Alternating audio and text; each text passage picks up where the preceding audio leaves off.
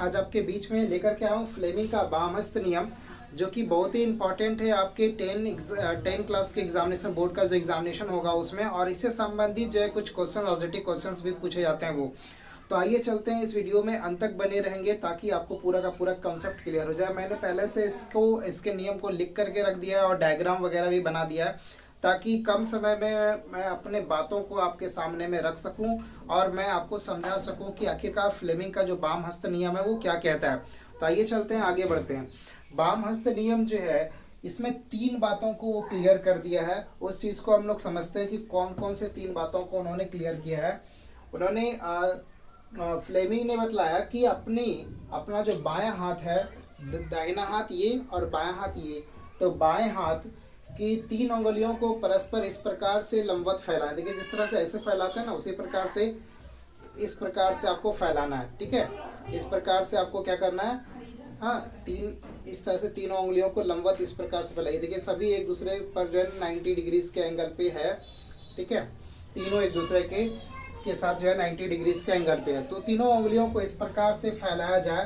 तो कौन कौन से 3 उंगलियां, तो वो है तर्जनी, मध्यमा और अंगूठे को इस प्रकार से फैलाया जाए, इस प्रकार से लंबवत फैलाया जाए कि यदि तर्जनी जो है चुंबकीय क्षेत्र, यहाँ पर क्या है, यदि चुंबकीय क्षेत्र को कौन दिखाएगा, तर्जनी जो है वो चुंबकीय क्षेत्र की दिशा को दिखाता है, चुंबकीय क्षेत्र को बतलाता है, क्षेत्र की दिशा। मध्यमा जो है वो धारा की दिशा को बतलाता है। मध्यमा किसको बतलाता है, धारा की दिशा को बतलाता है। तो यहाँ पर अंगूठा जो है धारावाही चालक तार पर लगने वाले बल की दिशा को क्या करेगा, वो बतलाएगा। इस प्रकार से फैलाने के लिए बोल रहा है। तो इसमें याद करने का जो ट्रिक है वो देखिएगा, बल की दिशा, तो अंगूठा जो है ना वो मोटा तगड़ा होता है, इसलिए ये क्या है, बीच वाला भाग है, मजबूत होगा।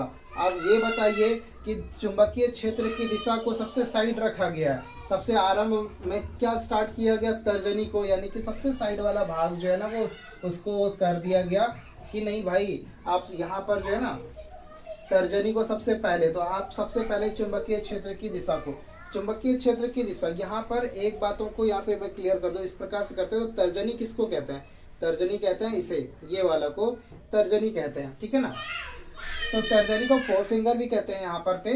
तो यहाँ पर क्या है, मिडिल फिंगर लेना है और अंगूठा तो आप लोग जानते ही है। तो यहाँ पर इस प्रकार से बोला गया कि तर्जनी जो है वो किसको दिखाएगा, चुंबकीय क्षेत्र की दिशा को। तो यहाँ पर देखिए मैंने क्षेत्र लिखा है, यहाँ पर क्या लिखा मैंने, क्षेत्र लिख करके दर्शाया। तो तर्जनी जो है ना, यहाँ पर तर्जनी जो है वो क्या कर रहा है, चुंबकीय क्षेत्र की दिशा को प्रदर्शित कर रहा है। ठीक है, अब धारा की दिशा को कौन प्रदर्शित कर रहा है, तो धारा की दिशा को मध्यमा प्रदर्शित कर रहा है, विद्युत धारा की दिशा को मध्यमा प्रदर्शित कर रहा है। और आपका बल की दिशा को कौन प्रदर्शित कर रहा है, तो बल की दिशा को प्रदर्शित कर रहा है आपका अंगूठा।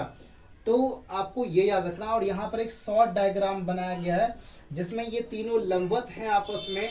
बल की दिशा को इस प्रकार से दर्शाया गया है, चुंबकीय क्षेत्र की दिशा को इस प्रकार से दर्शाया गया है और धारा की दिशा को इस प्रकार से दर्शाया गया है।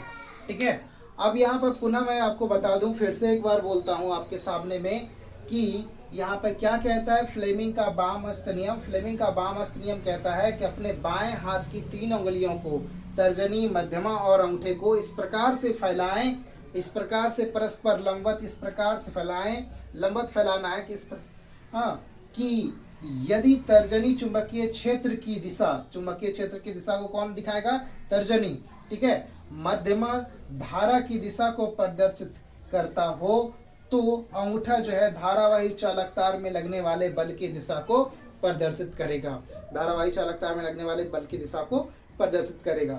तो आज के इस शॉर्ट वीडियो में इतना ही। मुश्किल से 5 मिनट का हमारा ये वीडियो रहता है और मेरा आपसे रिक्वेस्ट रहता है कि आप जब भी चैनल पे आए तो वीडियोस को कम से कम पूरा देखा करें। मैं अपना जो भी कॉन्सेप्ट लेकर के आता हूँ वह भरसक प्रयास करता हूँ कि आपको पूरा समझ में आए। बिहार बोर्ड के लेवल का मैं हमेशा प्रयासरत हूँ आपके लिए कि मैं आपको क्लियर कॉन्सेप्ट दे दूँ, ताकि आपको आने वाला जो आपका जो बोर्ड एग्जामिनेशन होता है उसमें कोई दिक्कत ना हो। साथ में मैं आपके लिए ऑब्जेक्टिव क्वेश्चंस भी, बहुत सारे ऑब्जेक्टिव क्वेश्चंस मैंने इस चैनल पर अपलोड किए हैं आपके लिए। और लाइव क्लासेस जो है हमारा आपके चैनल पे जो इस चैनल पर जो यानी कि आता है वो आता है 8 बजे के करीब। तो आप 8 PM पर जो है वो डेली आ सकते हैं और जो भी आपको क्वेश्चंस पूछना हो वहाँ पर भी आप पूछ सकते हैं डायरेक्टली। क्लास 10 और 9th के लिए स्पेशली मैं वहाँ पर आता हूँ, तो आप लोग से रिक्वेस्ट है कि आप वहाँ पर आएँ, आप क्वेश्चंस वगैरह पूछ सकते हैं। तो आज की मेरी सभा है वो यहीं समाप्त होती है। तब तक के लिए जय हिंद, जय भारत।